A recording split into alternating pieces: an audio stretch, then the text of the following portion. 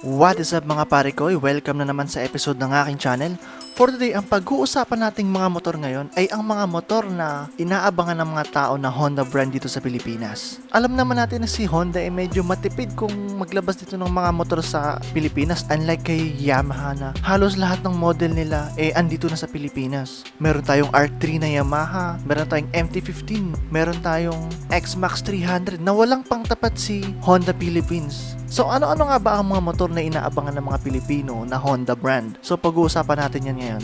Pero bago ang lahat ay huwag kalimutang mag-subscribe sa aking channel. Hit na rin ang notification bell button para maging updated kayo sa mga videos na i-upload ko.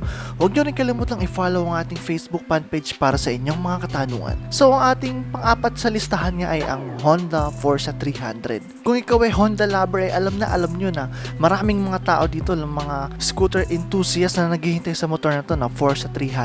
Si Yamaha nilabas na X-Max, andito na siya sa Pilipinas, pero si Honda wala pang pangsagot doon sa nilabas ni Yamaha. Kaya ang dami talaga naghihintay sa Forza 300 na to. Pero ano nga ba ang mga features na nagustuhan ng mga tao dito sa Forza 300? Una-una, meron siyang torque control. So depende sa trip mo kung ano bang torque control yung gagamitin mo, depende sa kondisyon ng daan. Meron din siyang keyless ignition system, so less hassle siya, at meron siya adjustable windscreen. Kung comfortability lang naman talaga ang hanap niyo isang motor, eto na si Forza 300 guys ha. Meron siyang lakas ng 300cc na hindi kayang ibigay ng mga lower displacement na mga underbone yung mga scooter. At kung sa long ride lang din naman guys, hindi kayo ipapahiya ng motor na to. Kaya Honda, please, kailan nyo ba ilalabas ng motor na to? Napakadaming mga Pilipino na naghihintay dito sa motor na to. Pangatlo sa ating listahan ay ang CB150RX Motion. Kung mapapansin nyo guys, yung old model na CB150R dito sa Pilipinas phase out na. Kasi nung last 2018 naka-sale yun Dati siyang 100 plus, naging 98, 97 na lang kung hindi ako nagkakamali. So talagang sinale na nila para maubos na lang ang stock dito sa Pilipinas. So sa'yo na nga ba yun para ilabas ni Honda Philippines dito ang CB150RX Motion? Pero ano pa nga ba ang mga exciting features dito sa CB150RX Motion? Bakit to nagustuhan ng mga Pilipino? Unang-una, meron siyang classic looking guys. Hindi ko maipaliwanag pero meron siyang classic looking pero modern Parang naka-modern classic looking. Di ba ang gulo? Ganun kaganda yung motor na to guys. Yung design niya, yung headlight niya, tsaka syempre makina Honda yan Kung Honda talaga ang pag-uusapan fuel efficiency ang una nang papasok sa isip natin Sa ibang brand naman like Yamaha, ang makakatapat nito ay ang MT-15. Kung si MT-15 ay meron siyang aggressive looking, dito naman kay CB150RX Motion, meron siyang elegant, classic looking. Talagang pag umupo ka, pagkitinginan ka talaga ng tao kasi kakaiba yung looks mo ng motor mo Pati ikaw, madadamay ka na rin Lahat ng design nito guys, talagang napakaganda. Yung panel, yung tank niya, yung pipe niya, yung suspension, lahat talagang napakaganda ng design ng motor na to. Pangalawa sa ating listahan ay ang CBR250RR. Dito kasi sa Pilipinas guys, meron na tayong CBR1000, meron tayong CBR500, meron tayong CBR150. So ito talagang CBR250RR wala pa talaga dito sa Pilipinas, unlike dun sa mga counterpart niya like si Yamaha ulit. Kasi si Yamaha yung pinakamatinik na kalaban ngayon ni Honda dito sa Pilipinas Meron silang R1, R6, R15, R3. Honda Philippines, baka naman.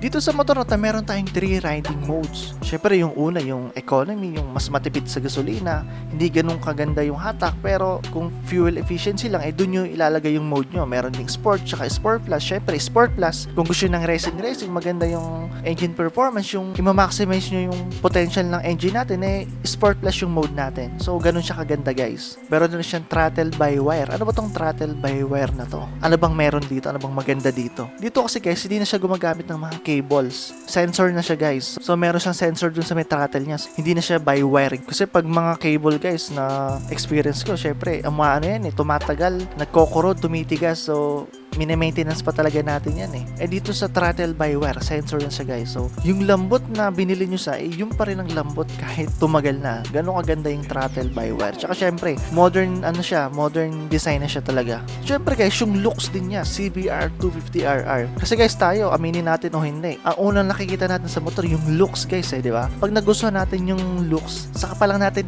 tinitingnan yung specification niya Kung sa looks lang guys, napakaganda ng design ito. Para siyang big brother ng CBR 150R natin dito sa Pilipinas. Syempre, para sa akin ang number 1 dito ay ang Honda Winner X. Ito na marahil ang pantapat ni Honda Philippines sa sobrang sikat na ngayon na Yamaha Sniper 150. Marami nagsasabi na same ito ng engine ng CBR 150R. Marami din nagsasabi na parehas lang ni RS 150 ng makina. Pero kahit ano pa mang makina niyan, magandang makina yan kasi Honda yan eh. Sa mga naka-experience ng RS 150 talagang maganda siya gamitin. Smooth na smooth, maganda yung hatak, fuel efficiency. Dati kasi meron tayong T-Virus dito sa RS 150 pero na-fix na ni Honda yan. Kahit sa mga bagong model ng RS150 wala na yung issue na yan, talagang na-fix na nila yan. Maraming mga na-disappoint na mga Pilipino nung nakaraan kasi ang nilabas nila dito is yung Honda Supra GTR 150 na halos hindi mabili ngayon dito sa Pilipinas eh. Unlike dun sa mga kasabayan niya like si ADB 150, talagang hype na hype ngayon dito sa Pilipinas eh. Walang stock, hindi mo makukuha siya ng cash. Installment, tapos installment, apakahaba pa ng pila. So, ganun siyang kahirap, guys. Eh, dito sa Honda Supra GTR 150, wala. Parang ordinary bike lang siya na dinala dito sa Pilipinas. Pero, ako sure ako kung ilalabas dito sa Pilipinas si Honda Winner X, ganun ka-hype kagaya ng Honda ADB 150. Talagang tatangkilikan niya ng mga Pilipino kahit mahal pa yan. Tingnan mo sa ADB 150, 150,000 na scooter, pero napakadaming nakapila kung pupunta kayo sa mga Honda shop dito sa Manila, Metro Manila. Napakahaba ng pila, guys. Siguro kung masusunod yung pila na yon, next year pa kayo makakakuha ng Honda ADV. So, ganun talagang ka-hype yung motor na yon. So, malamang sa malamang yung Honda Winner X, ganun na ganun din ang kakalabasan pag nilabas siya dito sa Pilipinas. Kasi napakaganda ng looks niya eh. Kung ako tatanungin nyo, guys, mas nagagandahan ako sa looks nito kaysa kay Yamaha Sniper. Tapos mas maganda yung makina nito, guys, ha. Siyempre 6-speed. Si Sniper 150, 5-speed lang. So, saan pa kayo pupunta? Siyempre, doon na kayo sa 6-speed. Tsaka Honda. At marami nang nakapagpatunay dito sa Pilipinas na mas maganda talaga yung takbo ng RS 150 kaysa kay Sniper. So, kung same lang siya ng makina, maganda talaga tong Honda Winner X na to. So, kayo guys, anong mga Honda motorcycle na inaabangan nyo dito sa Pilipinas? Pag-usapan natin yan sa comment down below. Sa mga bago pa lang dito sa channel ko, ini-invite ko kayo na mag-subscribe sa aking channel. Hit na rin ang notification bell button para maging updated kayo sa mga videos na i-upload ko. Huwag nyo rin kalimutang i-follow ang ating Facebook fan page para sa inyong mga katanungan. So guys, thank you for watching. Have a nice day. Bye!